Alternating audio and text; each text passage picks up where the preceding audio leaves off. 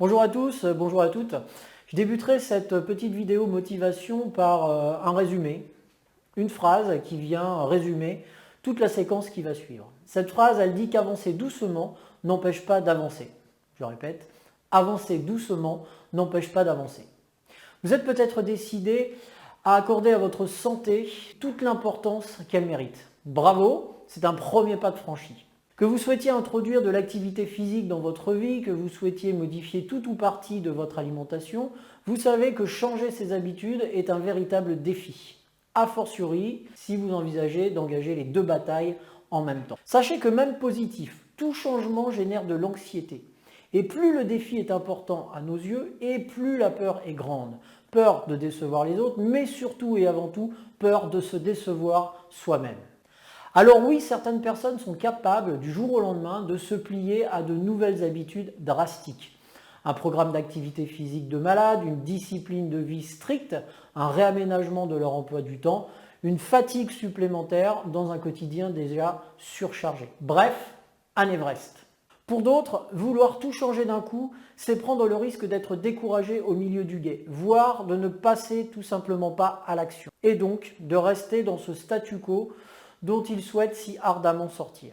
Pensez à toutes ces personnes qui s'inscrivent en salle de sport, démarrent un programme sur les chapeaux de roue en se promettant de venir 3 fois par semaine. Elles tiennent le rythme quelques semaines, sans grande conviction il est vrai, et finissent par préférer le confort de leur canapé. Pensez aussi à toutes ces personnes qui se lancent dans un régime alimentaire restrictif, perdent quelques kilos et puis les reprennent, plus quelques autres. Pensez aussi plus généralement à ces millions de bonnes résolutions que nous prenons en chaque début d'année pour finalement ne pas du tout les mettre en application. Si vous vous reconnaissez, eh bien sachez qu'il existe un autre chemin pour ne pas abandonner au milieu du gué, pour ne pas renoncer à votre Everest. La méthode, c'est celle des petits pas. Pour comprendre cette méthode de petits pas, imaginez un mur très haut, symbolisant votre objectif. N'est-il pas moins impressionnant de regarder un escalier vous menant marche après marche vers ce même objectif? De petites améliorations successives, aussi dérisoires et insignifiantes qu'elles puissent paraître au premier abord, ne sont-elles pas finalement moins insurmontables qu'un chambardement complet et instantané? Au bout de la route, l'objectif est atteint, mais en douceur. On prête à John Wooden, considéré comme l'un des plus grands entraîneurs universitaires américains dans le basket, le propos suivant.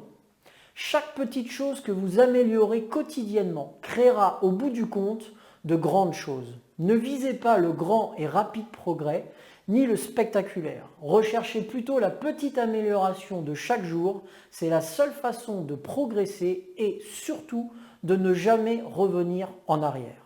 Arrêtons-nous un instant sur les derniers mots de la phrase. Ne jamais revenir en arrière. Ne jamais revenir en arrière, c'est bien l'enjeu avec le changement d'habitude. Faire en sorte que les nouveaux comportements deviennent des habitudes qui coulent de source.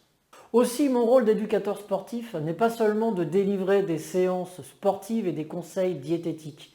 Il est d'abord de vous accompagner pour répondre à cette question: quel sera votre premier petit pas ?